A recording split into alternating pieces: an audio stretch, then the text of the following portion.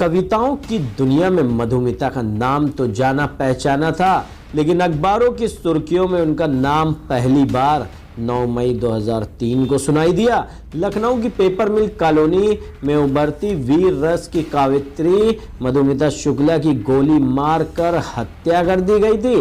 Postmortem में सामने आया कि मधुमिता गर्भवती भी थी। डीएनए जांच कराई तो पिता की पहचान अमरमणि त्रिपाठी के तौर पर हुई और यहीं से एक विधायक के वर्चस्व का किला ढहने लगा। जहां 17 सालों से मधुमिता की बहन निधि शुक्ला उनकी लड़ाई लड़ रही है। निधि की लड़ाई सत्ता से है, समाज से है और समाज के ठेकेदारों से है।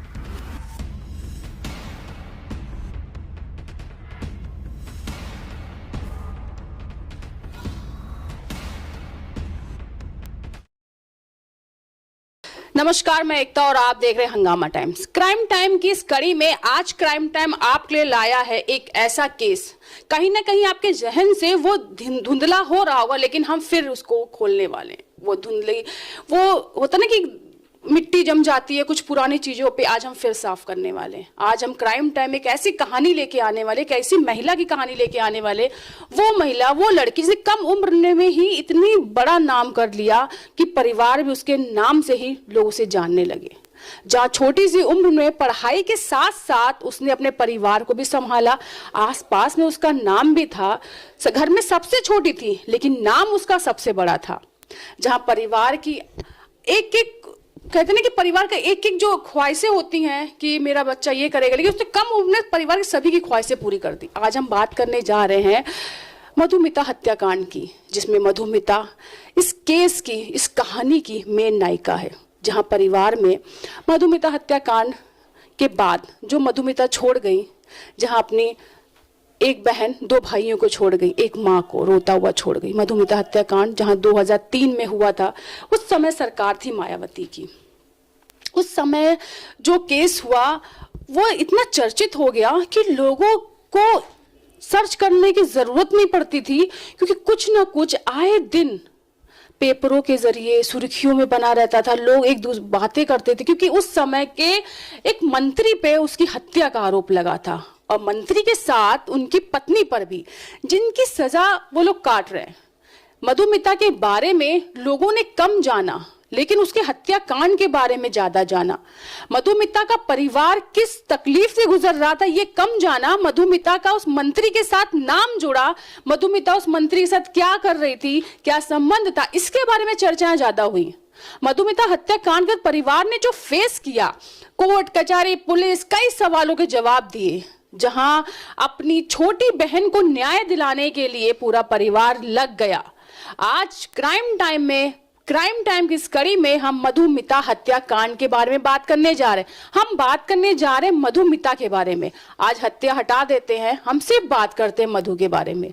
कौन थी मधु?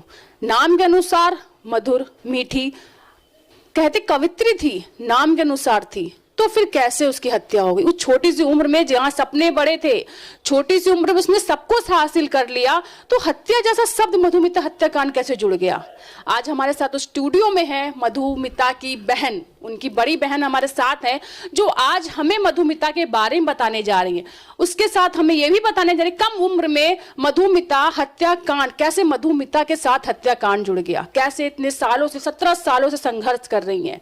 आइए बात करते हैं मधुमिता हत्याकांड के इसमें मधुमिता की बहन से। मैम, आपका स्वागत है हंगामा टाइम्स में। जी, मधुमिता के बारे में हमें कुछ बताइए, पहले अपना परिचय दीजिए आप। जी, मेरा परिचय अब यही हो चुका है कि निधि शुक्ला बहन मधुमिता शुक्ला।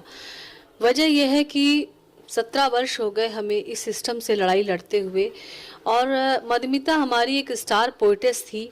पूरे हिंदुस्तान में मधुमिता नाइट्स मनाई जाती थी। कम उम्र में उसने बहुत सारी प्रतिभा इकट्ठा कर ली थी। वो ओज की कवित्री थी, समसामयिक घटनाओं पर वो पढ़ती थी और सब कुछ बहुत अच्छा चल रहा था हमारे वहाँ। उसके बाद अमरमणि त्रिपाठी का जो परिवार है, जब उसने हमारे घर में एंट्री करी और जबरन ये आ गया हमारे परिचय में, तो उसके बाद मधुमिता की हत्या हो गई। अच्छा मैम, यहाँ मैं रोकना चाहूंगी। मैं मधुमिता के बारे में जानना, कब आपको पता चला कि उन्हें कविताओं का शौक है? बचपन कैसा था उनका? देखिए, बचपन तो उसका, बचपन से वो पढ़ने में बहुत मेधावी थी। और ये सिर्फ बातें नहीं हैं, तमाम चैनल्स वाले जो हमारे लखीमपुर आते रहते हैं, जहाँ पर मेरा घर है, उसके विद्यालय में भी गए हैं पढ़ने में। वो आप ये समझ लीजिए, जब वो क्लास में अपने फर्स्ट आती थी तो रोती थी बैठ करके कि अरे हम तो स्कूल में टॉप नहीं करा, हमने स्कूल में नहीं टॉप किया। तो इस तरीके की प्रतिभा थी। और कविताओं की बात करें तो वो छोटी छोटी कविताएं, छोटे छोटे अपनी डायरी में वो लिखा करती थी। तो एक बार क्या हुआ कि ऐसे, लेकिन हमारे जो पापा थे, हमारे फादर जो थे, वो रेंज ऑफिसर थे फॉरेस्ट में। और जब लोगों के घर में छोटी छोटी बड़ी, मतलब कार लोग देखने को नहीं पाते थे सिर्फ, उस जमाने से हम लोगों के घर में कोई दिक्कत नहीं थी, सब कुछ बहुत अच्छा था, सारी कोई संपन्नता थी परिवार में, बहुत अच्छा चल रहा था। अच्छा, आप लोगों को शौक नहीं था, उनको कविता का कैसे शौक हुआ? घर में किसी और को भी था? हाँ, मेरे फादर जो हैं लिखते थे, पर वो कभी मंच पे पढ़ते नहीं थे, वो लिखते थे मेरे पापा। और मम्मी भी हमारी हाईली एजुकेटेड हैं। और उन्होंने उस ज़माने में डबल एमए और एलएलबी उन्होंने किया हुआ है। तो हमारे वहाँ एक शिक्षा का अच्छा माहौल शुरू से रहा। पापा हमारे लिखते थे। तो ऐसा हुआ कि हमारे शहर में दशहरे का मेला होता है, तो उसमें जो हमारे रिलेटिव थे वही चेयरमैन थे। तो हम लोग मेला देखने गए। ये छोटी सी बच्ची थी बिल्कुल, और पापा की गोद में बैठी थी। तो इसने कहा कि हम कविता पढ़ेंगे। तो पापा ने कहा नहीं, ये कविता विता नहीं। और उस दिन हमारे यहाँ 2 सम्मेलन होते हैं, एक स्थानीय और एक बाहर वालों का। तो बाहर वाला कवि सम्मेलन चल रहा था। तो इसने कविता लिख के रखी होगी अपने दोपहर में। तो इसने जब काफ़ी जिद करी तो उन्होंने कहा, ताऊ, अब जो चेयरमैन थे उनसे कहा कि ताऊ जी हम भी कविता पढ़ेंगे। तो कविता इसने पढ़ी, लहू का रंग एक है, अमीर क्या गरीब क्या, बने हैं एक खाक से। इस तरीके की कविता थी। आपको कुछ लाइनें आज भी याद हैं? जी, हमें तो कविता की हर चीज़ याद है और शायद ज़िंदगी भर हमें याद रहेगी। तो वो कविता इतनी सुपरहिट हुई, उसके बाद धीरे धीरे ये कविताएं अपना लिखने लगी। पिताजी ने बहुत मना किया, घर में सभी ने मना किया कि तुम्हारी पढ़ाई लिखाई अच्छा चल रही है, तुम मत करो ये सब। खैर, वो बात आई गई हो गई। फिर वैसे मधु जो थी हमारी, सीएमओ बनना चाहती थी। उसको ये बनने का बड़ा शौक था। जो हमारी फैमिली डॉक्टर थी मनीषा मेहरोत्रा, वो उनसे बहुत प्रभावित रहती थी, तो वो बनना चाहती थी। लेकिन नसीब में जो होता है होता वही है। तो इस तरीके से उसने कविताएं लिखना शुरू करी। फिर कैसे, आप लोग प्रॉपर कहाँ के रहने वाले हैं? हम लोग लखीमपुर खीरी के रहने वाले। लखनऊ में कब शिफ्ट हुए? लखनऊ में दरअसल ऐसा था, मेरे पिताजी की डेथ हो गई 8 जून 1996 को। ब्रेन हैमरेज हो गया था। तो परिवार में सब कुछ बिखर गया। और जाहिर सी बात है, जब पिता का साया उठता है तो परिवार, एक कहते हैं ना, सामाजिक जो सुरक्षा होती है वो पिता से मिलती है। तो जाहिर सी बात है, हम लोग बहुत दुखी रहने लगे। तो ऐसे में चूंकि मधुमिता ने 1-2 कवि सम्मेलन पढ़े थे, बुलावे आने लगे लोगों के। मम्मी भी पापा की वजह से काफ़ी दुखी रहती थी। तो उन्होंने, मधु ने जिद करके कहा कि हम जाएंगे कवि सम्मेलन पढ़ने। तो मेरे भाई और मधु दोनों लोग धीरे धीरे इन्होंने 2-4 कवि सम्मेलन किए। उसके बाद फिर बहुत ज़्यादा लोग प्रेशर डालने लगे, कोई कभी सूरत के लिए, कभी जयपुर के लिए। तो धीरे धीरे इसने पढ़ना शुरू किया। और ये ओज की कवित्री थी, कभी पेन कॉपी नहीं रखती थी ये। तो इसने पढ़ना शुरू किया और प्रसिद्धि दिन रात बढ़ना ही शुरू हो गई इसकी। परिवार में जब पता चला कि हाँ इतना नाम हो रहा है, और आप लोगों को भी कहीं ना कहीं उसी के नाम से जानने लगे थे लोग? नहीं, देखिए, मम्मी हमारी कुछ खास इंटरेस्टेड इसलिए नहीं थी क्योंकि पढ़ने में बहुत तेज थी। मम्मी हमारी ये कहती थी कि तुम जो है अपनी पढ़ाई पूरी करो। लेकिन पापा नहीं थे, तो ये मम्मी को जिद करके राजी कर लेती थी कि नहीं, हम कवि सम्मेलन पढ़ेंगे और साथ में अपनी कविताएं भी हम जारी रखेंगे। अच्छा, मैं उस रात की बात करना, उस दिन की बात करना चाहती हूँ, 9 मई 2003 की। तो अगर उससे पहले मैं बात करूं, उससे पहले कभी आपने अमर मणि का नाम कहीं सुना था? कभी परिवार का नाम या इन राजनेताओं से कुछ लेना देना था? नहीं, हम लोगों का इन नेताओं से कोई लेना नहीं देता। और इससे अमर मणि से परिचय वहाँ से शुरू हुआ। दिल्ली में एक कवि सम्मेलन था। वहाँ पे अमर मणि की 2 बेटियां अन्नू और तन्नू, और इसकी जो अमर मणि की माँ सावित्री मणि है, वो कवि सम्मेलन देखने आई। तो जब कवि सम्मेलन दिल्ली में कार्यक्रम था, मधुमिता का कवि सम्मेलन जब पूरा हुआ, तो ऑटोग्राफ लेने के लिए लोग आते थे, तमाम लोग आए। उसी श्रृंखला में ये भी, दोनों इन लोगों ने आई और ऑटोग्राफ लिए। ये पहला इन दोनों का इंट्रोडक्शन था। हाँ, इनके परिवार से पहला परिचय था। मधु ने ध्यान भी नहीं दिया, बात आई गई होगी, मधु से इन्होंने कार्ड मांगा, उन्होंने कार्ड अपना दे दिया। काल की तरह दोनों लड़कियां उस कवि सम्मेलन में आई। उसके बाद तब हमारा घर एक चौक में हुआ करता था, कभी कभी जैसे जाते आते थे तो वहाँ रुकते थे। तो चौक में ये लोग हमारे घर आ गई। आने के बाद मधु अमरमणि की माँ है, सावित्री मणि, वो अपनी बहू का दुखड़ा सुना करके कि हमारी बहू मधुमणि हमको परेशान करती है। दरअसल इनके घर में सत्ता पाने का संघर्ष चलता रहता है। सास और बहू में बहुत भयानक तनाव था। तो मतलब एक कवित्री को पारिवारिक बातें क्यों बताई गई? भाई हम आपको बता रहे हैं ना, दरअसल मधुमणि में और सावित्री मणि में एक होता है ना, बहुत भयानक संघर्ष चलता था घर में परिवार की सत्ता हासिल करने का। तो सावित्री मणि को ये लगा कि मधुमणि जो मधुमिता है उसके कमजोर कंधों का सहारा लिया जाए, और इसका परिचय उन्होंने, बुजुर्ग औरत, उन्होंने कुछ सोचा होगा। उन्होंने सोचा कि इनको अपने घर में लाएंगे, इनको ऊपर नीचे करेंगे और इसको मधुमिता को अमरमणि से परिचय करवाएंगे या कुछ भी। उन्होंने इस तरीके की कुछ साजिश सोची। कितनी उम्र होगी? बच्ची थी, छोटी बच्ची थी। हाँ, अमरमणि अमरमणि तो 55, 60 साल के। उनकी माँ ने ये सोचा कि एक मासूम बच्ची से अपने बेटे का परिचय करा दे। भाई एक बात बताइए, ये वो परिवार है पूरा क्रिमिनल, मानसिक क्रिमिनल है ये लोग। अमरमणि ने अपने करियर की शुरुआत, ये हम नहीं कह रहे हैं, ये गोरखपुर का हर एक आदमी जानता है, इन्होंने अपने करियर की शुरुआत सोनौली बॉर्डर पे 10 रुपए ट्रक वसूली से करी। ठीक है, और इसका आपराधिक रिकॉर्ड तो शुरू से है। इसके चाचा राष्ट्रपति से माफी प्राप्त है, वो भी हत्या के दोषी रहे, उन्होंने राष्ट्रपति से माफी मांग ली। पूरा परिवार ही इस तरीके का है, इस्तेमाल किया। जी बिल्कुल। मेन जो कहते हैं ना, एक हत्या करी जाती है, एक माहौल बनाया जाता है, तो वो माहौल सावित्री मणि ने बनाया। हत्या अमरमणि मधुमणि ने ही करी है। अच्छा, फिर कैसे आप लोगों को पता चला कि दूसरा जो परिवार है वो आपके परिवार में एकदम घुलता हुआ जा रहा है? कब चर्चा शुरू हुई? चर्चा क्या, जब सावित्री मणि ने जबरन इसी तरीके से कई बार आना जाना चौक में इन्होंने शुरू किया।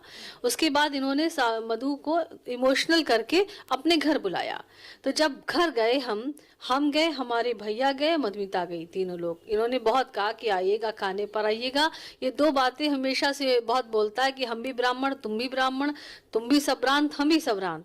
उसके बाद मेरी कविताएं, जब हम इसके घर गए तो अमरमणि वो राक्षस वहीं बैठा हुआ था और इसने कहा कि ऐसा है मधु, तुम तो इतना अच्छा लिखती हो, मेरी भाषण लिख दिया करो, मेरे लिए कुछ कविताएं लिख दिया करो जो मैं भाषण में बोलूं। तो इस तरीके से इसने हमारे घर में एंट्री करी। फिर ये आए दिन हमारे घर आने लगे, कभी सावित्री मणि आती, कभी अनु तनु आती, कभी अमरमणि। और जब ये आते तो एक चीज़ हम आपको खास बताते, ये घर को हमारे हाईजैक कर लेते थे। हाईजैक का मतलब ये हुआ कि जैसे कुछ ऐसे भी मेहमान घर में आते हैं जो जबरन घुस आते हैं। तो हमारे भैया ने कहा, अच्छा आते ही चाय हम पी के जाएंगे। कभी मधुमिता की डायरी उठा ले कि ऐसा है, ऐसी कविताएं हमारे लिए लिख दो। अमरमणि की नीयत शुरू से खराब थी, लेकिन इसने एहसास नहीं होने दिया। आप लोगों को भी एहसास हुआ इस बात का? हाँ, ज्यादा क्लोज में बिल्कुल एहसास हुआ। मेरे भाई ने, हमने, मेरी मम्मी ने कई मर्तबा कहा कि मधु से कहा कि देखो ऐसा है, ये लोग, इन लोगों की रेपुटेशन कुछ ठीक नहीं है समाज में, क्योंकि ये लोग अपराधी हैं। कहीं ना कहीं आप जानते थे इनके बैकग्राउंड को। भाई जिसने देखा, मोहल्ले वालों ने देखा, उन्होंने कहा कि ये तो बड़ा वैसा आदमी है। केस इसके ऊपर उस वक्त भी चल रहे थे और उस समय इसके ऊपर 33 केस चल रहे थे। तब मधु को इसने ये समझाया कि मेरे राजनीतिक दुश्मन है, क्योंकि हम लोग इस लाइन में भाई कभी रहे नहीं थे कि अपराधी वगैरह की लाइन में। तो इसने बताया कि जो मेरे राजनीतिक दुश्मन है उन लोगों ने ये सब केस करवा दिए। मैं ब्राह्मण हूँ और बड़ा नेता हूँ, मेरा एक प्रभाव है, इस वजह से मेरे दुश्मनों ने चाल पर ये मुकदमे हमारे सब लगवा दिए हैं। फिर ये हमारे ये बताया कि सब गलत है, जो दुश्मन लोग हैं उन्होंने हमारा नाम खराब किया है। तो वो समझी, आपने जो अपने बहन को समझाया, मधु को समझाया, तो समझी।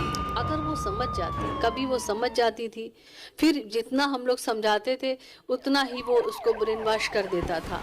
भाई शातिर अभियुक्त है, ये शातिर अभियुक्त है। और फिर एक बुजुर्ग औरत भी साथ ही साथ वो अचार लेके कभी आती है हमारे घर में, कभी क्या नाम है, सावित्री मणि के काढ़े हुए रुमाल आज भी हमारे पास सुरक्षित रखे हुए हैं।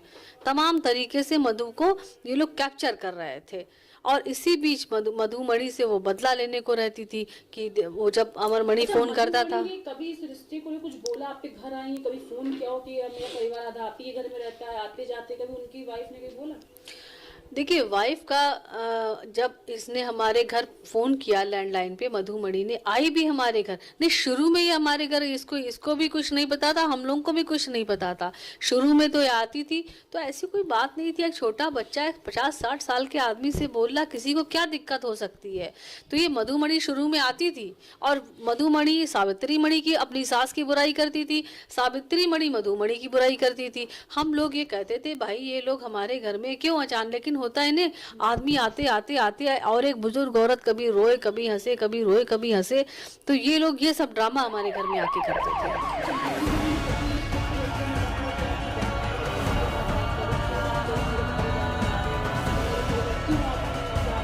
नहीं हम लोग तो ज्यादा जाते ही नहीं थे। हाँ मधुमिता जो है इसके कहने में चलने लगी थी और मधुमणि ने फिर उसके बाद धमकियां देना, लड़ाई झगड़ा, फिर ये सब शुरू हुआ हमारे घर में, बहुत ज़्यादा शुरू हुआ। अच्छा मैं अब इसके बाद उस रात के बारे में जानना, उस दिन के बारे में जानना चाहूंगी, 9 मई की। उस 9 मई को क्या हुआ था? देखिए ये लोग कांड तो 8 मई को कराना चाहते थे और इसी वजह से अमरमणि त्रिपाठी ने नौतनवा में एक प्रेस कॉन्फ्रेंस अपनी उपस्थिति दर्ज कराने के लिए एक प्रेस कॉन्फ्रेंस करी। लेकिन 8 मई को हुआ क्या कि ये लोग आए तो थे, ये लोग रात में, जो शूटर थे उसने बाद में ये बात स्वीकार भी करी। 8 मई को हम लोग सो रहे थे रात में, तो इसने कुछ कंक्रीट फेंकी हमारे घर के आंगन में, तो हम सभी लोग जग गए तो ये लोग भाग गए। उसके बाद 9 मई को इसने फिर, तब तो आधी रात थी, और 9 मई को इसने फिर प्रेस कॉन्फ्रेंस करी। पहले 8 मई को करी, उसके बाद जब 8 मई को काम इसका नहीं हो पाया दोपहर में, ये रात तक हमारे घर की छत पे बैठा रहा। फिर 9 मई को इसने, जिस समय यहाँ कांड हो रहा था उस समय उसने अपनी उपस्थिति दिखाने के लिए 9 मई को फिर प्रेस कॉन्फ्रेंस करी।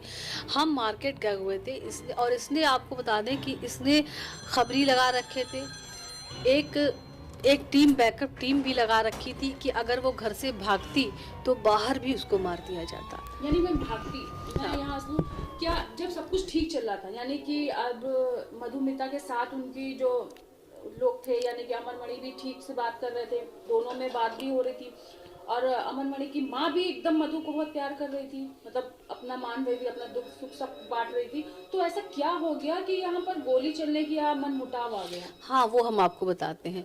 देखिए ऐसा है कि जब किसी बच्चे को इसने बहकाया, मेरी मधु को, बात आगे बढ़ती चली गई। फिर इन लोग, जब मधुमिता के और अमरमणि के संबंध बढ़े, जब संबंध बढ़े तो बात फिर ये हुआ कि शादी ब्याह तक, बस उसने उसको बिल्कुल उसका ब्रेन वॉश कर दिया था। वो कुछ सुनने को नहीं तैयार थी, वो पीछा भी छुड़ाना चाहती थी, अमरमणि छोड़ना भी नहीं चाहता था। जिस तरीके से अमरमणि का जो लड़का है अमनमणि त्रिपाठी, भाई सारा सिंह, जो इसने अपनी पत्नी की हत्या करी सारा सिंह जी की, तो सारा भी तो कहती थी मेरा पीछा छोड़ दो, लेकिन उसने अमनमणि ने पीछा नहीं छोड़ा बल्कि उसकी हत्या कर दी और आखिरी टाइम उसका पोस्टमार्टम भी नहीं होने दिया, क्योंकि वो प्रेग्नेंट भी थी। भाई पत्नी थी उसकी, तो पत्नी थी वो, उसने उसको किस तरीके से ब्रेन वॉश कर दिया, पीछा भी नहीं छोड़ने दिया, मर्डर भी कर दिया उसका। मधुमिता का भी मर्डर हो गया।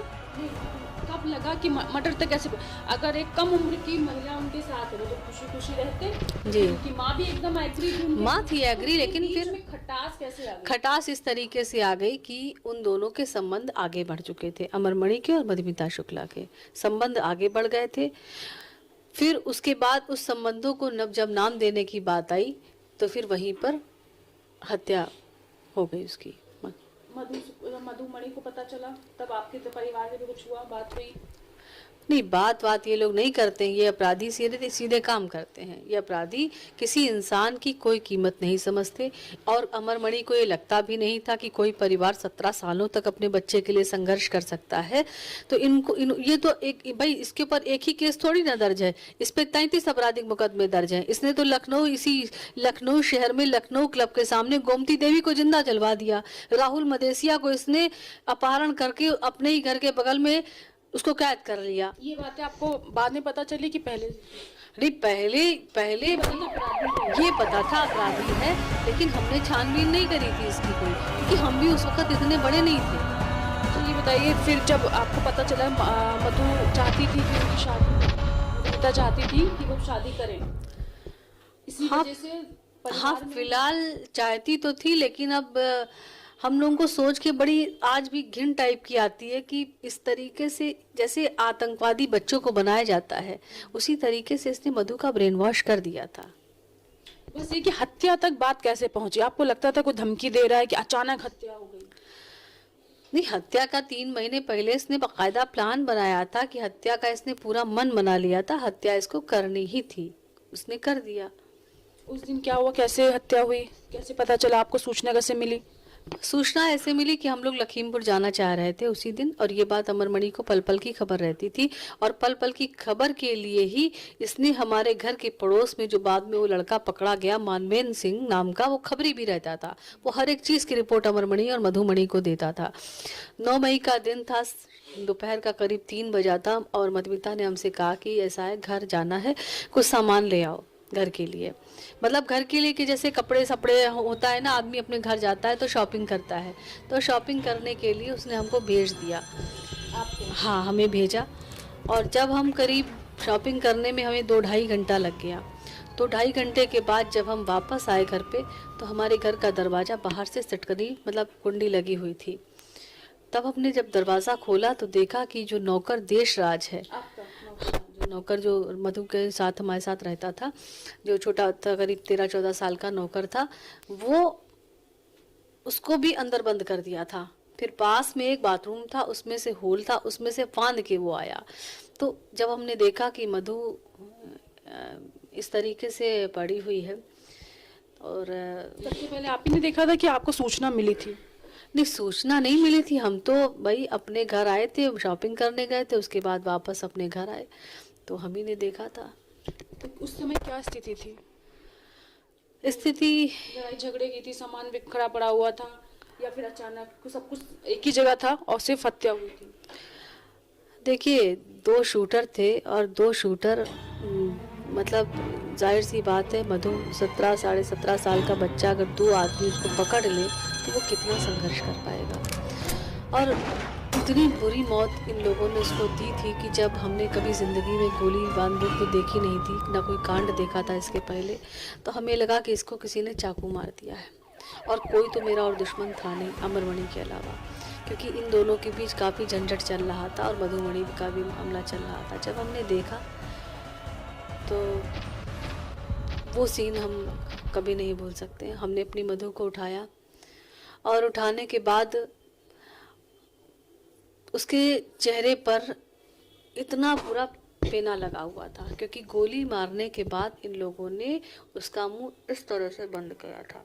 और ये बात हमें इसलिए मालूम है कि जब सीबीआई में दोनों कातिल पकड़े गए तो इन्होंने डेमो करके दिखाया था कि हमने किस तरीके से मधुमिता को मारा था। तो बहुत बुरी मौत इन लोगों ने मारी थी। यानी गोली मारने के बाद मुंह भी बंद रखा था, और तब तक मुंह बंद रखा कि जब तक उसकी जान नहीं चली गई।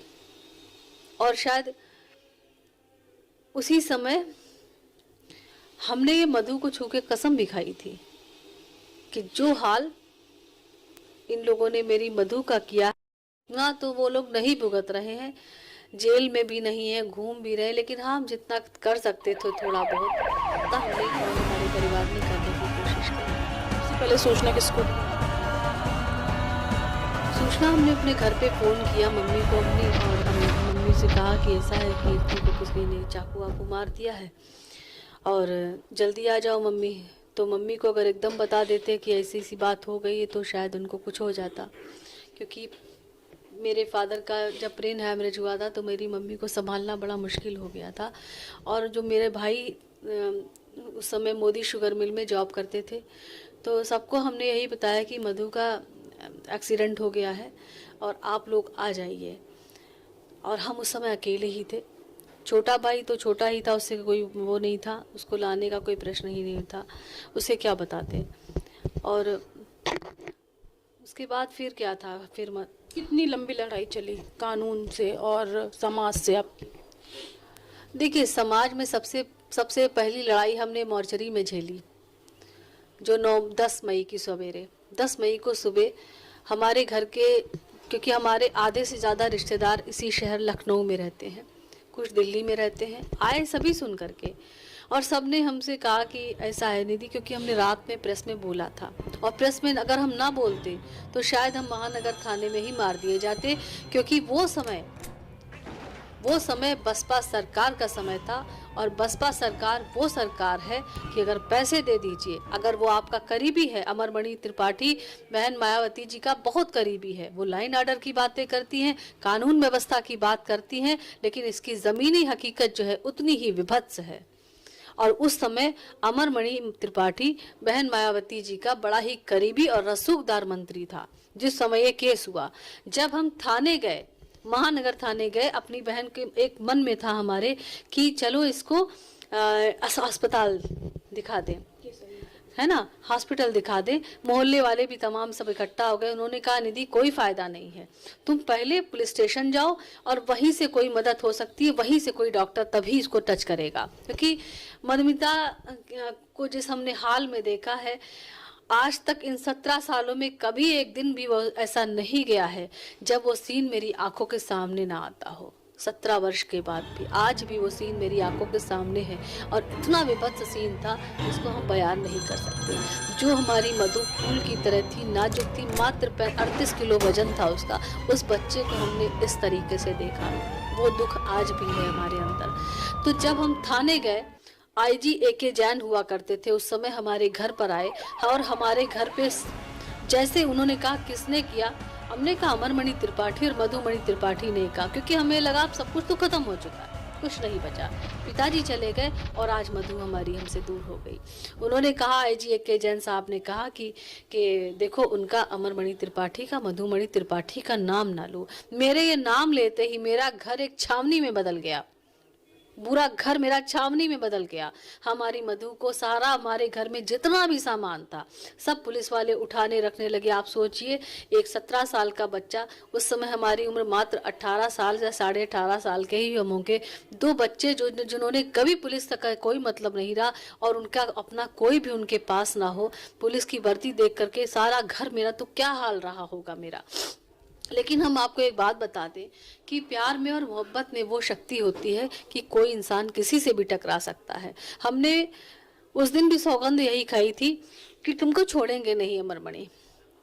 तो उसके बाद फिर जब ये लोग पुलिस स्टेशन ले गए, मधु को अलग लिए गए, क्योंकि हमें पता नहीं था कि मॉर्चरी वगैरह ले जाया जाता है। हम चिल्लाते रहे, चीखते रहे कि हमारी बहन को कहाँ लिया जा रहा है। जब हम थाने पहुंचे तो मधुमिता का मोबाइल छीन छान के इन्होंने और पुलिस वालों ने हमारे मकान पे ताला लगा दिया। हमको गाड़ी में बैठाला, महानगर थाने चले गए। महानगर थाने के बाद मधुमिता के ही मोबाइल पे एक पांडे SHO हुआ करते थे वहाँ पर, तो उन्होंने कहा कि लो मंत्री जी से बात कर लो, ये है बसपा का शासन, ये मायावती जी का शासन है, बात कर लो। उस समय बसपा की सरकार थी 2003 में, बात कर लो मंत्री जी से। तो हमने कहा हम क्या बात कर लें। जब इसने जबरदस्ती हमारी बात करवाई तो वो हंस रहा था फोन पे। जब ये हंस रहा था, इसने कहा कि मधु कहाँ है। हमने कहा मधु को तुमको नहीं मालूम कहाँ है। तो ये खूब जोर से हंसा। वो बड़ी विभत्स कहानी थी। और यानी कि ऐसे वो रिएक्ट कर रहा था कि जैसे तो कुछ पता ही नहीं पता नहीं, वो मजा ले रहा था हमसे। वो ये दिखा रहा था कि तुम्हारी औकात क्या है, तुम्हारे सामने ही तुम्हारी बहन की हमने हत्या करवा दिया। और ये इसने कहा भी कि देखो निधि, बोलने से कोई फायदा नहीं है, तुम्हें मालूम है कि बहन जी हमें कितना मानती हैं, कुछ भी फायदा नहीं है। तुम जो जैसा एसएचओ साहब कह रहे हैं, थाना अध्यक्ष जैसा कह रहे हैं, तुम वैसा कर दो। इसने ये बात कही वहाँ पर, और वही हुआ। एसएचओ ने हमको कागज दिया और उसने कहा कि जैसा हम बताएं वैसा तुम लिख दो। और हमें डरवाने के लिए, एक 18 साल के बच्चे को डरवाने के लिए, एक माहौल मेंटेन करने के लिए एक आदमी की धुआंधार पिटाई शुरू हो गई जिससे हम डर जाएं। तो ये माहौल था उस समय। आप डरी? क्या लग रहा था? नहीं, डरने का प्रश्न, देखिए डरता जिंदा इंसान है, डरता जिंदा इंसान है। लेकिन मधु के जाने के बाद शायद हमें ये लग रहा था कि हम हैं जरूर लेकिन हम जिंदा नहीं हैं। तो डर हमारा उसी समय खत्म हो चुका था। मधु से आखिरी बात आपकी क्या हुई थी? कभी जब आप गई घर से तो कैसा छोड़ गई? मधु हमारी ठीक ठाक थी, टेंशन में थी, तनाव में थी। और उसने हमसे कहा कि देखिए, मन में हमारे ऐसा कुछ था नहीं कि मर्डर हो जाएगा, क्योंकि हम वो बहुत सारी, तो उसने नॉर्मल यही कहा कि घर चलना है जल्दी और तुम जाओ, अब थोड़ा मोड़ा सामान ले आओ। और कपड़ों की वो बहुत शौकीन थी, बहुत ही ज़्यादा। जितने हम शौकीन नहीं हैं, हमें इन चीज़ों से मतलब नहीं है, उसको इन सब चीज़ों का बड़ा शौक था। तो उसने कहा कि जो उसने सामान की एक लिस्ट थी, उसने कहा ये सब सामान जाके मार्केट से ले आओ। अब आई तो सब कुछ परिस्थिति चेंज थी। अब कानून की लड़ाई के दौरान आपको क्या क्या संघर्ष देखना पड़ा, क्या क्या? देखिए, वो संघर्ष इतने कम शब्दों में तो बताना मुमकिन नहीं है। और इसीलिए मेरी जो आने वाली किताब है, मेरी बहन का कत्ल, उसमें हमने 17 सालों का संघर्ष के साथ साथ हमने उसमें ये चीज़ लिखी है कि एक आम इंसान, देखिए दुर्घटनाएं किसी के साथ भी हो सकती हैं, भगवान ना करे कभी के साथ हो, तो आदमी, मेरी लड़ाई कोर्ट कचहरी में नहीं, मेरी लड़ाई सिस्टम से हुई है, पावर गेम से हुई है। क्योंकि जब कोई अपराधी पॉलिटिकल होता है, पैसे वाला होता है, प्रभावशाली होता है, और इन सब के बाद वो अपराधी भी होता है, एक ऐसा राजनीतिक जो अपराधी भी हो, तो संघर्ष आपका 2 गुना हो जाता है, 10 गुना हो जाता है। तो मेरा संघर्ष कोर्ट के अंदर नहीं, कोर्ट के बाहर, क्योंकि अधिकतर चीज़ें, चाहे वो जांच हो, चाहे वो कुछ भी हो, तो वो सारी चीज़ें पहले से ही तय हो जाती हैं। पावर गेम को ध्वस्त करना मेरी सबसे बड़ी लड़ाई थी। तो आपने किताब के रूप में मधुमिता को एक उतार दिया है, तो दर्शकों को कब देखने को मिलेगा, कब पढ़ सकते हैं? देखिए, अभी दरअसल अब बात यह है कि जो कि 5 अभियुक्त हैं मधुमिता केस में, अमरमणि, मधुमणि त्रिपाठी, रोहित, संतोष प्रकाश, और राजनीतिक अपराधी है, तो ये अभी तक कोर्ट कचहरी जा रहा है। सुप्रीम कोर्ट के बाद मर्सी पिटीशन, ये सिलसिला जारी है। कभी ये लोग पैरोल मांगते हैं और 5-5 आदमी एक साथ, कभी मतलब हमें छुट्टी नहीं मिलती है। तो जाहिर सी बात है कि फाइनेंशियली भी बहुत पैसा हमारा लग रहा है। तो ये किताब प्रोसेस में है, लिख पूरे चुकी हैं, और इसमें हम लोगों से यही उम्मीद करते हैं कि वो मेरा साथ जल्दी मिलेगी, हाँ, पढ़ने को मिलेगी, वो जान सकेंगे कि क्या संघर्ष आपने अपनी बहन को न्याय दिलाने में। बिल्कुल बिल्कुल। और वो किताब एक गाइड का काम करेगी। सिर्फ हमने अपने संघर्ष की कहानी नहीं लिखी, बल्कि हमने उसमें रास्ता भी बताया है कि एक आम आदमी अगर सिस्टम से उसको लड़ना हो तो नामुमकिन कुछ भी नहीं होता। अगर आपकी इच्छा शक्ति है तो नामुमकिन कुछ भी नहीं होता। बस आपको ये सोच लेना पड़ेगा कि हम कुछ नहीं है, मेरे कोई सपने नहीं है, मेरी कोई जिंदगी नहीं है। अगर इस भावना से काम किया जाएगा तो जीत होती है। आप जो आपकी बहन के साथ हुआ और जो आपने न्याय की लड़ाई लड़ी, तो आप कहीं ना कहीं उससे संतुष्ट हैं? जो उनको सजा मिली या कुछ और भी मिलना चाहिए था, उनके राजनीतिक करियर पर कुछ असर पड़ा इसका? देखिए, संतुष्ट तो हम बिल्कुल नहीं हैं। संतुष्ट इसलिए नहीं है कि आधा अधूरा इंसाफ हमको मिला है। और अमरमणि त्रिपाठी आज 2012 से मेरे पास आरटीआई से हमें एक संघर्ष करना पड़ा। करीब 6 महीने कानूनी लड़ाई लड़ने के बाद आरटीआई से जो हमने कागज इकट्ठा किया है, उसमें 2012 से 2022 तक अमरमणि त्रिपाठी, जो हरिद्वार की रोशनाबाद जेल का कैदी है, वो आज इतने वर्षों से गोरखपुर के बाबा राघवदास मेडिकल कॉलेज में है। इसके अलावा अमरमणि त्रिपाठी 2003 में मायावती का बड़ा चहेता मंत्री हुआ करता था, और आज भी मायावती जी के व्यवहार में कोई परिवर्तन नहीं आया है किसी भी किस्म का। ये कैसे कह सकती हैं? ये इसलिए कह सकते हैं क्योंकि एक टाइम जी मायावती जी ने कहा था कि तिलक, तराजू और तलवार, इनके मारो जूते 4।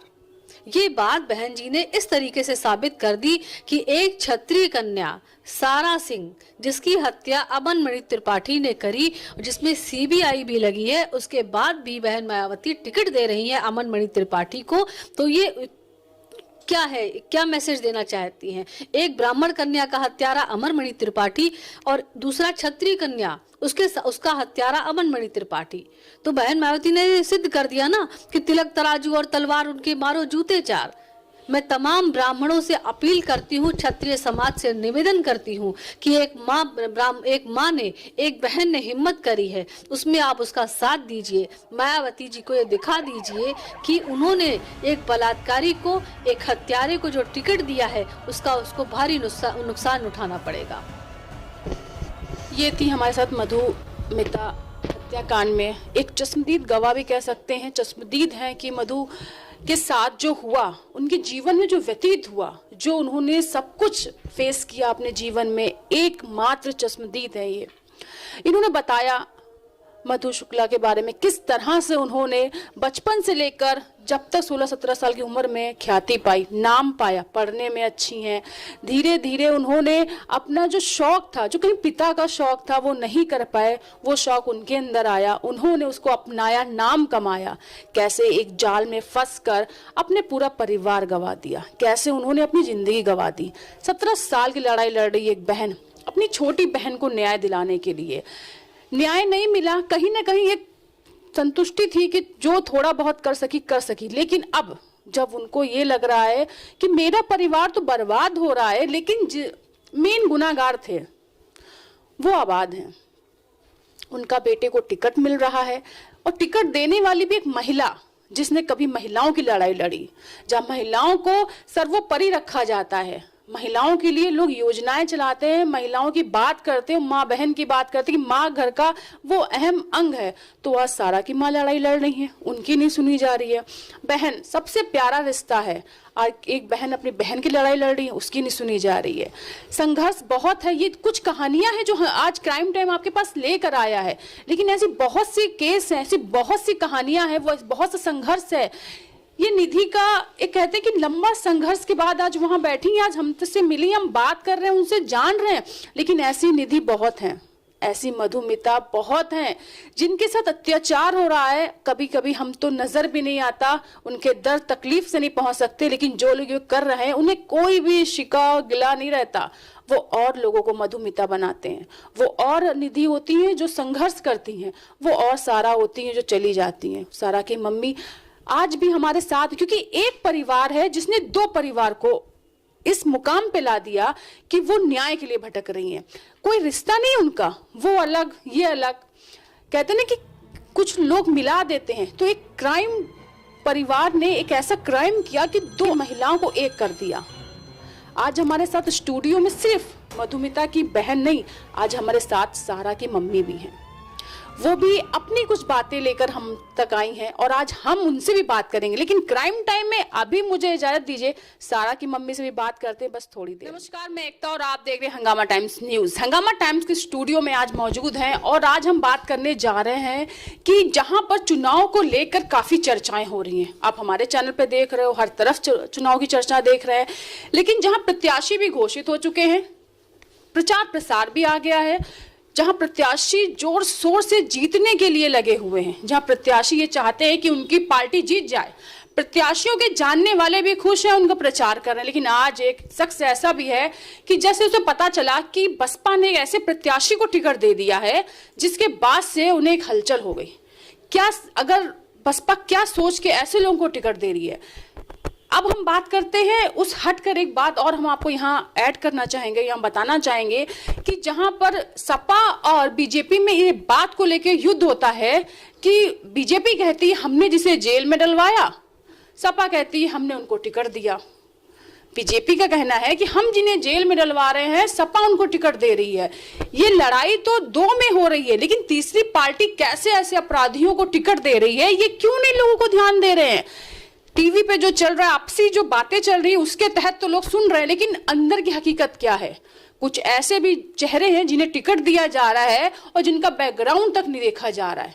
वो केस तो बंद हो गए हैं, चल भी रहे हैं, लेकिन लोगों के जहन से भी धुंधले हो रहे हैं।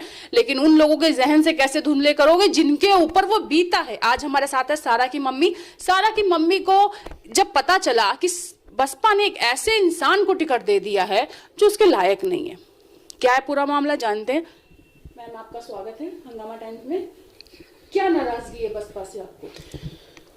मायावती जी ने अपनी पार्टी से एक ऐसे अपराधी को नौतनवा विधानसभा से टिकट दिया है जिसने मेरी बेटी सारा सिंह की हत्या की है और रोड एक्सीडेंट दिखा दिया।